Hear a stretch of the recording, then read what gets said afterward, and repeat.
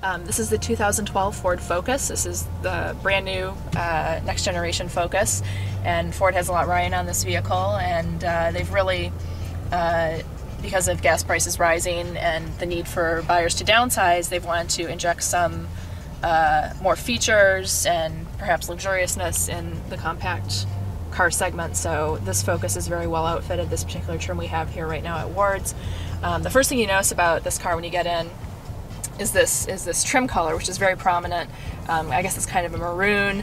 It's here on the center stack, surrounding the shifter, a little bit on the steering wheel and the door panel, but it's most noticeable on the seats.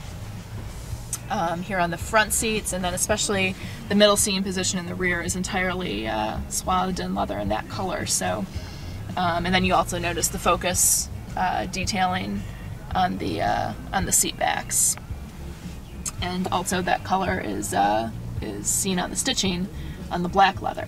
Okay, the center stack has a very clean design, mainly because a lot of the functions that you would normally find with hard buttons are contained in the My Ford Touch version of Sync.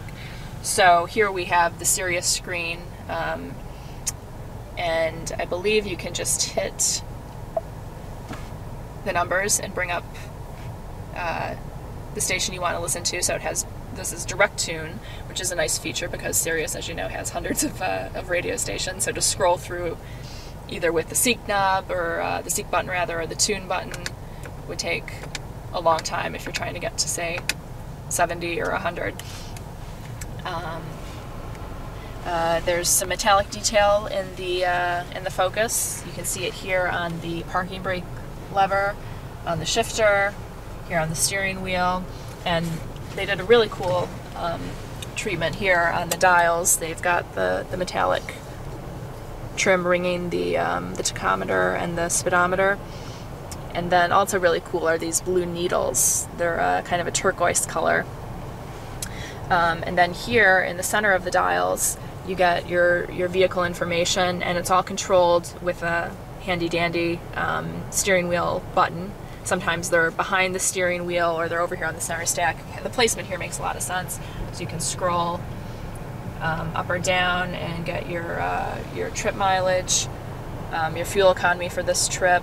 If you want to go to a different trip, excuse me, you go left,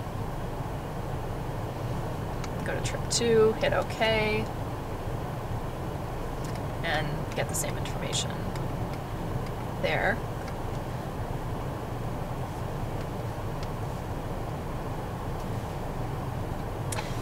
The door panels are mostly hard plastic, but they seem to be pretty well put together. It's a nice big cavernous cubby here for drinks or any other items you might want to stick in there.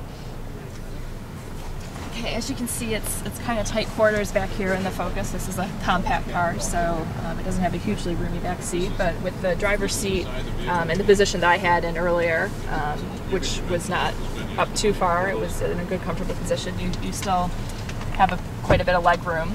The middle seating position, it's pretty cramped. Your head comes really close to the headliner. I probably wouldn't recommend this for long drives, or certainly not adults in long drives. And then, as you can see, the passenger seat is back so far that I actually can't really fit very comfortably back here. I won't even try to fit in this position. This is kind of a nice detail here. They took advantage of the space and made a little cubby to put something in.